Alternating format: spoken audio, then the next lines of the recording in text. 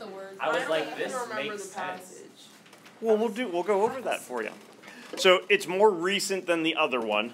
So we have, and we don't have the exact date on here, but with Samuel Johnson, we're looking at 1758. We know that this one is, it's 20th century. It's 1900s.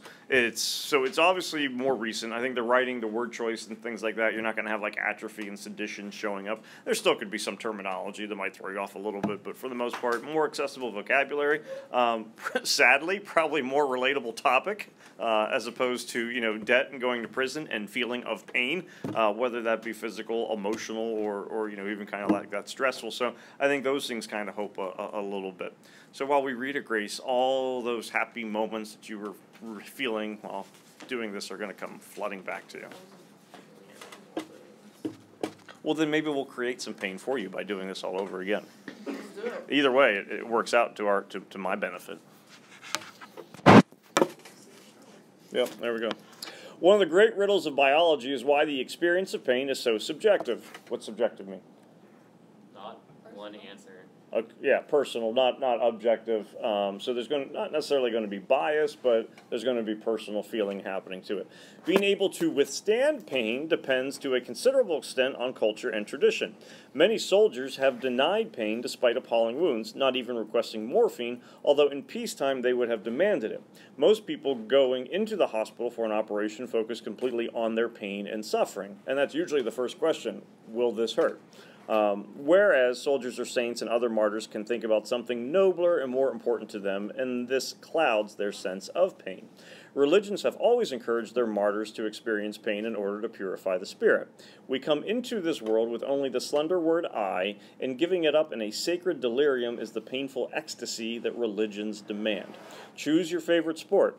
Now imagine seeing all the world's best players on one team. I was interested in the ceremonial violence of sports, the psychology of games, the charmed circle of a field, the breezy rhetoric of the legs, the anthropological spectacle of watching 22 barely clad men run on grass in the sunlight, hazing the quarry of a ball toward the net. The fluency and grace of soccer appealed for a number of reasons, and I wanted to absorb some of its atmosphere for a novel I was writing. I was amazed to discover that the players frequently realized only at halftime or after a match that they'd hurt themselves badly and were indeed in wicked pain. During the match, there hadn't been the rumor of pain, but once the match was over and they could afford the luxury of suffering, pain screamed like a noon factory whistle. Especially with a lengthy paragraph like this, after each paragraph, kind of like the idea of, okay, so like let's summarize it in like a couple main points. What would we describe here for this first paragraph? Like what's kind of happening here with Ackerman? Okay, so like introduction, especially to the topic itself, that we're going to be dealing with pain.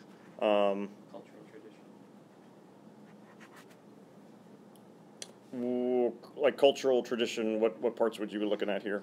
I was thinking of how they feel, what determines pain. Okay, so we take a look at something such as we have with like soldiers, saints, the expectation of pain kind of going into a hospital for an operation. And really one of the points that kind of get emphasized with this is pain can certainly depend upon the situation that you're in. If you were to get a paper cut right now, ow! You might even ask me for a Band-Aid. If you were in the midst of a life-changing event, saving us from Martian attacks, it would be, and it's not going to matter because you're going to certainly be defending our freedom and Maddie. Who would you say first? Have you thought about this? You need to know. Ryan, you're not in the top 5, so don't even start getting that little smile of nope. No, I could do someone first. Brady would save you first. Brady would save him first? I don't know. Like if we're gonna attack my Martians, I'm not worried about any of you guys. I'm out of here. Like. Be like, no, you said Ohio State. Done with you, and be moving on. So pain can certainly depend upon the situation. Differing situations, differing circumstances can result in different types of pain. Often, our fear of pain contributes to it. Our culture expects childbirth to be a deeply painful event, and so for us it is. Women from other cultures stop their work in the fields to give birth, returning to the fields. So first part of the passage where it mentions, line 13, we come into this world with only the slender word I, and giving it up in a sacred delirium is the painful ecstasy that religions demand. Number one, what's just like the context of the sentence mean? Come into this world with only the slender word I, and giving it up in a sacred delirium is the painful ecstasy that religions demand. You should know this, Brady, because it's a more recent passage, so it's easier to understand. But it's still a complex thought. Any takes? Wait, what was the question? What's it mean? What does the sentence mean? Yes. I don't know. I was like, you're born and it's just you, and everything's about you. So to give that up. And some of us never get beyond that stage. Yeah. And to give that up is like what religions demand to get you to that like ascended level of being a saint. Like they're always like, oh, this dude became a beggar and donated all of his money to charity.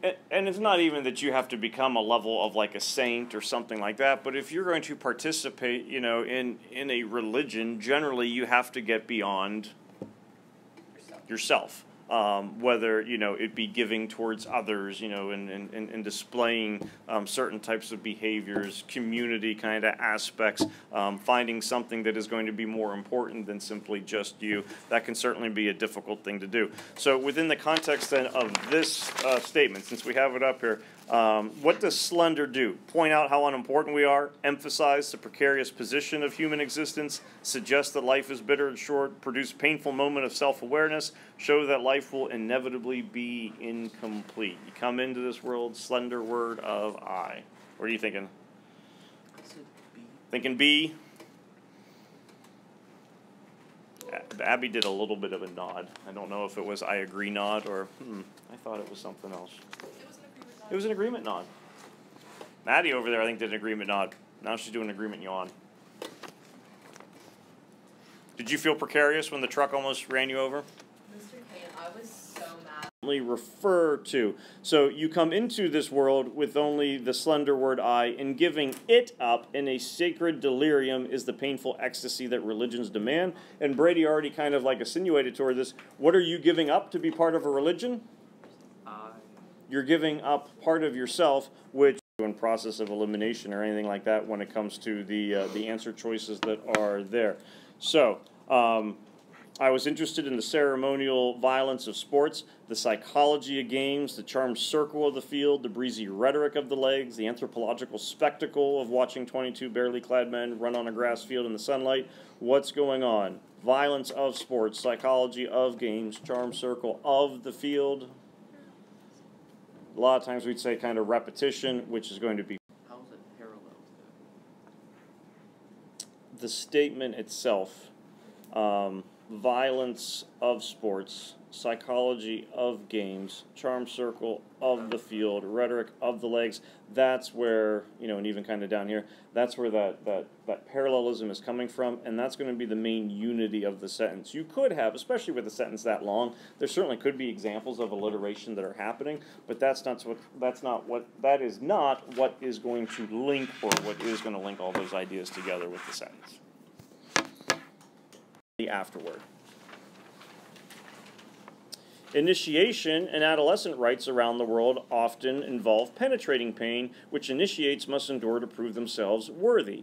In the sun dance of the Sioux, for instance, a young warrior would allow the skin of his chest to be pierced by iron rods. Then he was hung from a stanchion. When I was in Istanbul in the 1970s, I saw teenage boys dressed in shiny silk fezzes and silk suits decorated with glitter. They were preparing for circumcision, a festive event in the life of a Turk, which occurs at around the age of 15.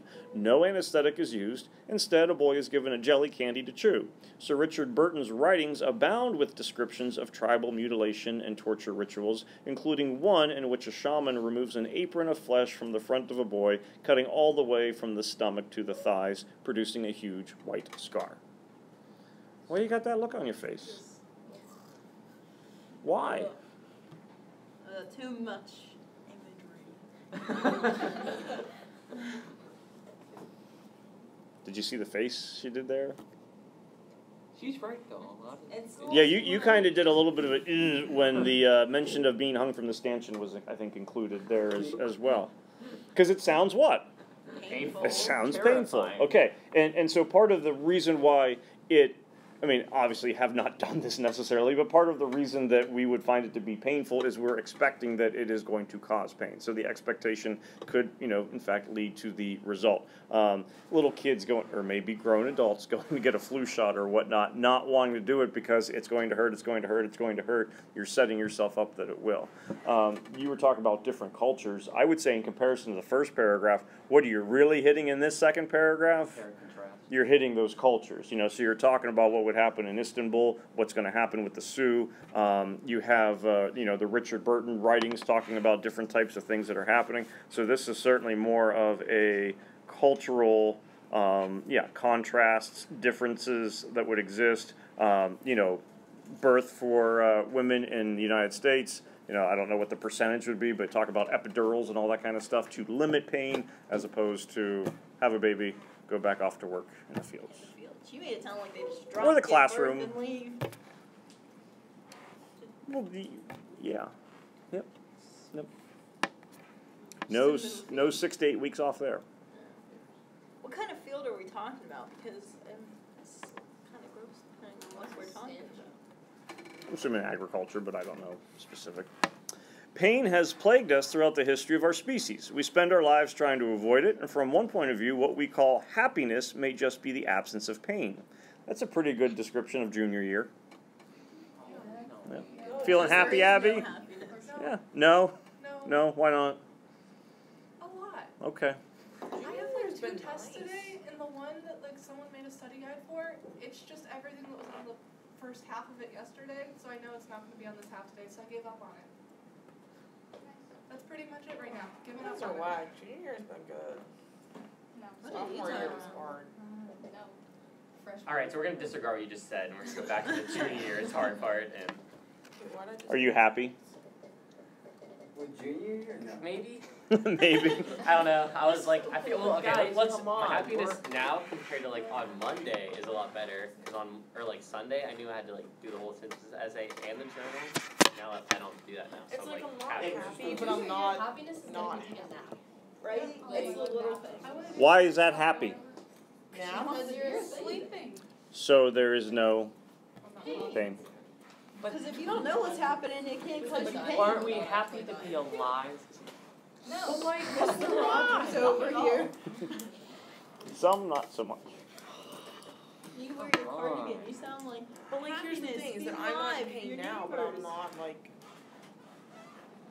happy. I mean, you know what I mean? Well, and that's where it's She's on going to the be couch subjective. Over here, You like, know what I'm saying? Yeah, I'm not in I'm pain. not in pain. Doesn't mean but I'm happy. not because real you happy right inflict now. it. You cause it. No, yeah, some people And then you get to like, sit there Hey. like this. It's a great responsibility that I bear. So like 2 Saturdays ago, that was bad. yeah, that's a Brady. Like Brady feels pain when Penn State loses, but if they win, he's happy. Yeah, Saturday's either gonna be on cloud 9 or in a dish. I don't think you're going to be on cloud 9. Yeah. Yet it is difficult to define pain, which may be sharp, dull, shooting, throbbing, imaginary, or referred. We have many pains that surge from within as cramps and aches, and we also talk about emotional distress as pain. Pains are often combined, the emotional with the physical, and the physical with the physical, and you even could have the emotional and another emotional. When you burn yourself, the skin swells and blisters, and when the blister breaks, the skin hurts in yet another way. A wound may become infected, then histamine and serotonin are released, which dilate the blood vessels and trigger a pain response. Not all internal injuries can be felt. It's possible to do brain surgery under a local anesthetic, but illnesses that constrict blood flow often are. Angina pectoris, for example, which occurs when the coronary arteries shrink too tight for blood to comfortably pass. Even intense pain often eludes accurate description. As Virginia Woolf reminds us in her essay on being ill, quote, English, which can express the thoughts of Hamlet and the tragedy of Lear, has no words for the shiver and the headache. Let a sufferer try to describe a pain in his head to a doctor, and language at once runs dry. And like when you folks, and even now maybe, but 4 or 5, 6 years old, have a tummy ache, mom, dad, whomever, go, well, what's it feel like? And usually the response was, I don't know, it hurts. And then the next question, are you going to throw up, Brady? And then you go, no, okay, good. And then we didn't worry about it quite as much. But, how would you describe pain? Yeah, usually we go, it aches, or it throbs, or it's like a, like a searing type pain, but it's hard to really kind of describe how that would be. Unless someone has felt it, then you can kind of start to figure it out a little bit. So, 14, taken as a whole, passage, best described. And I take a look here at like the first couple words, not that you're solely looking at those, but would you consider it to be a critique? Would you consider it to be a technical analysis? Is it a description? Is it a progressive analysis? Or is it more of a discussion? And the hope is you can start to hone in on those and then make sure that what's coming afterwards is also going to match up with it as well.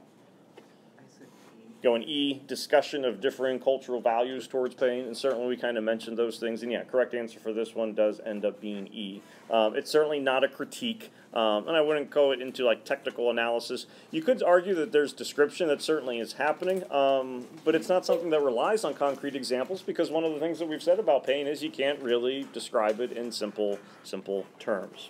So taking a look at where line 13, your hand. Same sentence, line 13, what does seem a little odd? What's going on before you, which in yesterday's use of. So, I don't want to make it sound like that's all. So, number 15. Author uses the adjective slender in line 13 to do. On the wheel, and you're like, oh, Wait, you almost got hit by a truck. I got hit. She did. She got hit by a truck. And then she lifted the truck up and walked out from underneath it. What? I know, awesome, isn't it? Not awesome that she got hit, but awesome that she lifted the truck up. Her car got hit, or did you got hit? No, I The didn't. car. The car. I'm going hyperbole here.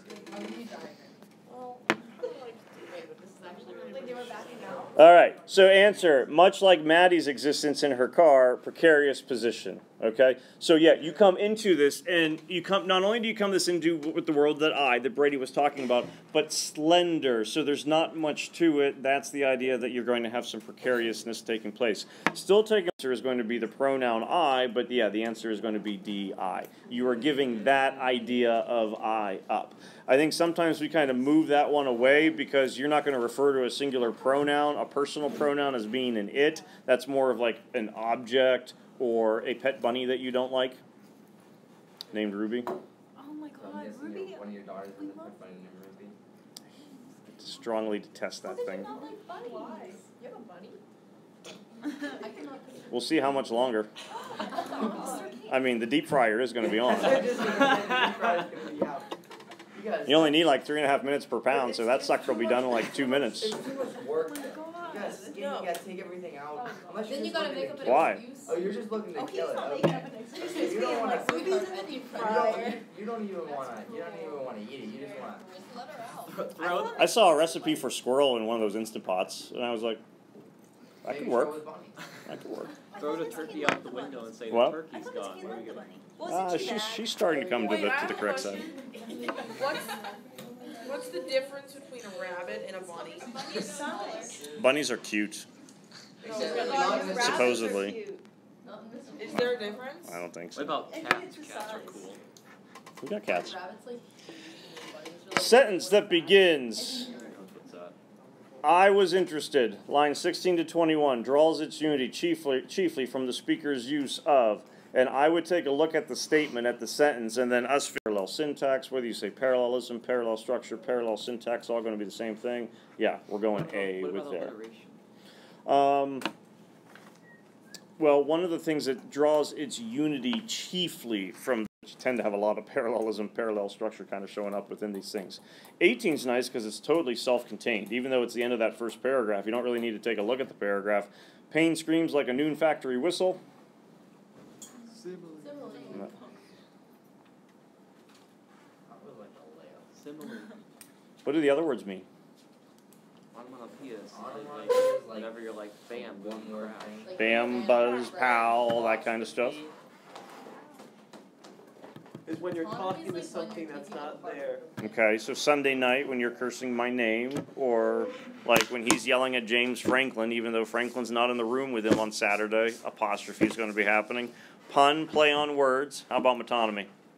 And then when like you take a piece of something. Because it's going to be on a literary term quiz in the very near future. What'd you say? Isn't it like when you take a piece of something and it Almost. There's metonymy, which is a metaphor, and there's synecdoche, which is also a metaphor. Synecdoche is parts representing the whole. So, Dad, I need new wheels. I got hit by a truck. It's not that you literally need new wheels, but the wheels are representing the car. Joseph Conrad is sailing across the South Pacific as a captain and goes, all hands on deck, nice threads, representing the clothes. Now, metonymy is when you have, it's not really going to be a part, but something that is closely associated to it becomes representative of it. So, public statements being made in impeachment inquiry, people are going to go, is the White House going to release a statement? That would be metonymy because we associate the presidency with the White House. So the White House isn't going to release the statement, but the president will. Maybe your parents are watching The Crown on Netflix, so The Crown becomes representative of the monarchy and all those things. It sometimes can be a part of it in some kind of ways, but it's more like closely associated, whereas the wheels are part of the car, hand is part of the the people on the boat and all that kind of stuff. But yeah, they're definitely related. So metonymy, closely related, representing. Synecdoche, fun to say, fun to spell. Parts represent the whole. That's what they say over there in Honors American Lit. We don't say that here. That's how you spell it, though. Yep. But you could literally put your hand on the second. But that's not what he's calling for. Yeah, I could literally say, hey, nice thread, but the idea is nice clothes. Number 19, what do we have to be aware of? Except, and I know it still slides by people, and I'm not saying that to be critical or whatnot, but make sure you do read the whole question through. So all the following statements are true of the first sentence in paragraph 2, which is going to be towards the bottom of that first page, with the exception. So, does it allude to the speaker's knowledge of the subject? Well, often our fear of pain contributes to it. Certainly seems like she thinks she's knowledgeable about it. It states the main thesis of paragraph 2.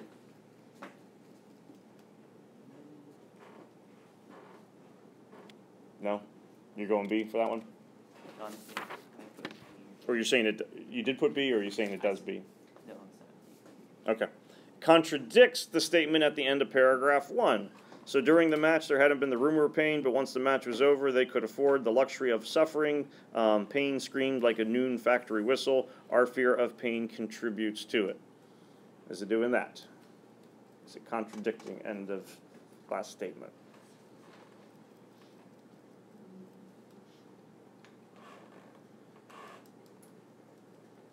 Diana went like this. What'd you put? I don't know because I didn't write it down. Mm-hmm. So. Did you cross any off? I put a check mark next to B, and I don't really know what that means. So it's either in there or that's the one I might think it is. So I don't know. I said E. You said E. It offers an approach to the topic with which the passage is concerned. And then D, it provides an answer to the riddle introduced at the beginning of paragraph 1. And that riddle, one of the great riddles of biology, is why pain ends up being so subjective. Does it answer a riddle? Well, why is pain subjective? Well, our fear ends up doing what? Contributing to it. So it provides an answer to the riddle that is given for paragraph 1. Does it offer an approach to the topic with which the passage is concerned? Fear of pain? Yeah, you're afraid of flesh being cut down from stomach down to thigh. So we know it's doing E. Does it allude to the speaker's knowledge of the subject? Certainly it does. Do you talk about the fear of pain? Hey, circumcision's going to happen. Here's a little Jolly Rancher. Will you feel better for it? The Turk is going to be okay. Brady does not seem to think that would be a good idea. It does state the main idea. What it doesn't do, it doesn't contradict anything with that simile that we just had on the previous question. Answer B does C. Now, why bring in Burton? Mentions Burton with mutilations and things like that, tribal rituals. Why bring in an outside source? Why not? Because you do it for synthesis. What are you trying to do? You supplement your Yeah, you're going to supplement your argument, and why go with Richard Burton, who you may not be familiar with, but if you're going to, hey, this is what Richard Burton thinks, there's a good chance that you would assume most people would, so it's probably going to be an appeal to, well, me's not one of the answer choices that we have up there. Or tradition. Why are you going to cite Martin Luther King? Besides, I have to. Because he has to, he's concerned with them. And it's someone who folks are going to know that people are going to look at as being authoritative. So we have this appeal to authority with E. Does Burton talk about tradition? Yes.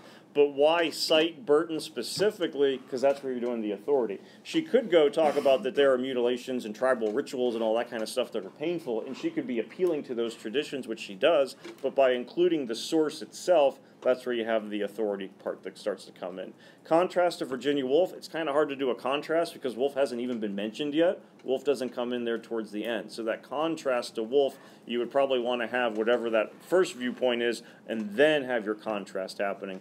Bandwagon appeal, what do we mean by bandwagon? You're going with what's like popular, and we got our little Latin going in there as well. And then inductive and deductive argument. Anyone remember the difference between those two?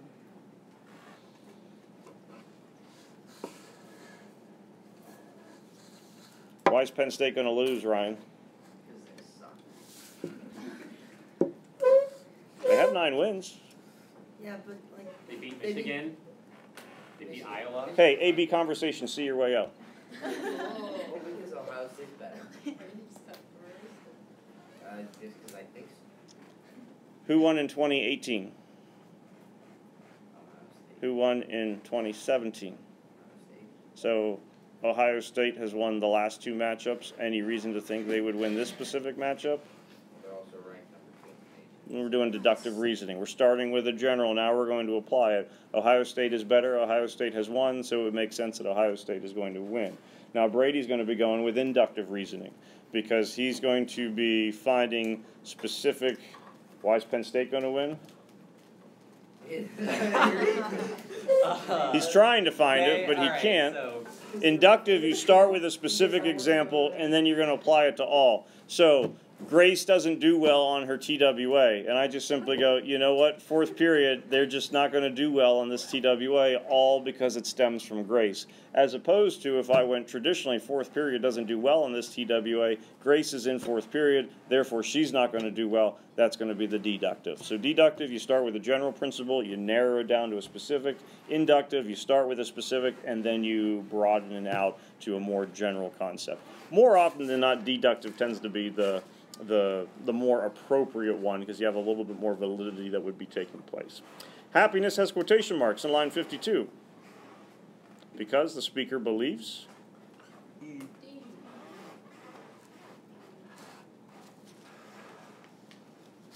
It's not really happiness, but it means that you're not in pain.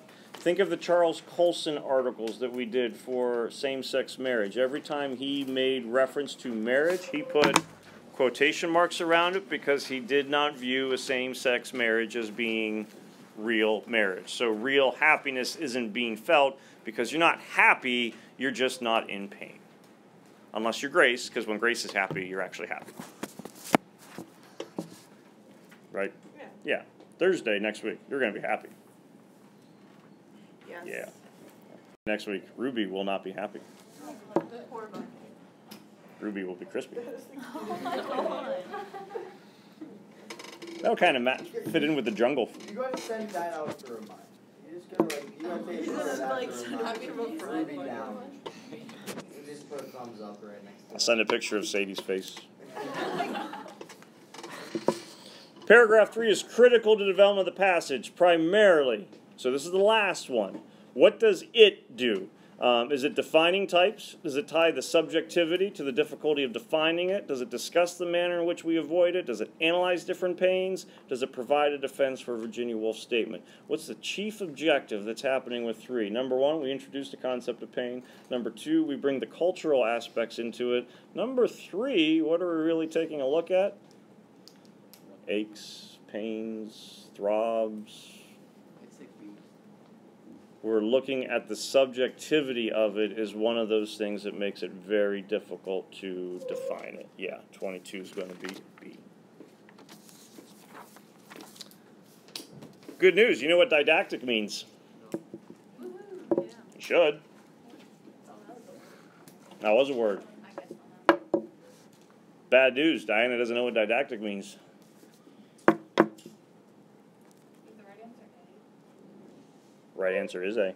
Yeah. Oh, Good wow, news, then though. I got that. Got it right. That was the first What's one. didactic mean? That's a word that's going to get dropped on a lot of these types of kind of questions. If it is didactic, parable could be didactic. Fable kind of could be didactic.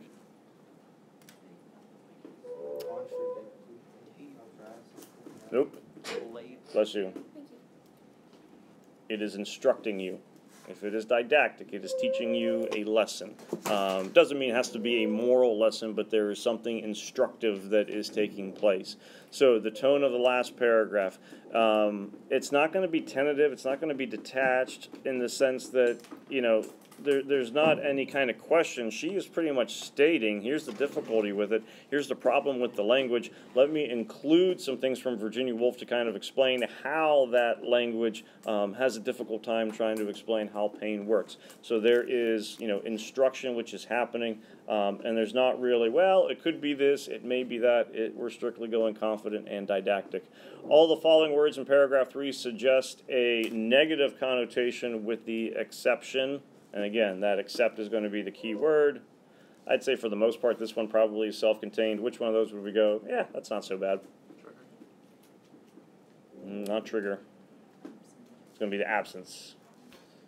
So throbbing, blister, because you can still have, like, you know, a trigger of the pain, but the main idea that we would have here is that the absence of it, where we're focusing on something that has pain. If we can take that away, that's not going to be a negative thing for us. Ackerman concludes by citing Virginia Woolf in order to assert that, and so here's her statement about the English language. We can express Hamlet, we can express Lear, but we cannot express to a doctor what we are feeling with pain. So what is an issue that we have?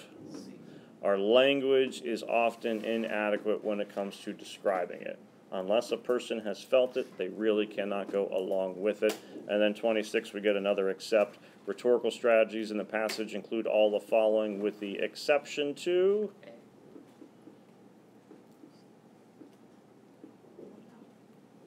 We know it's not E, because we already got our appeal to authority. Does she have a thesis? Does she synthesize? Yeah, she's bringing in other sources. Antithesis would be like opposing viewpoints, but then going along with those. She does that one. What we don't have within this is there is not any. Would you better have for Sunday night? She doesn't have a rebuttal. You will. D, responses to anticipated criticism. Some of these, if I just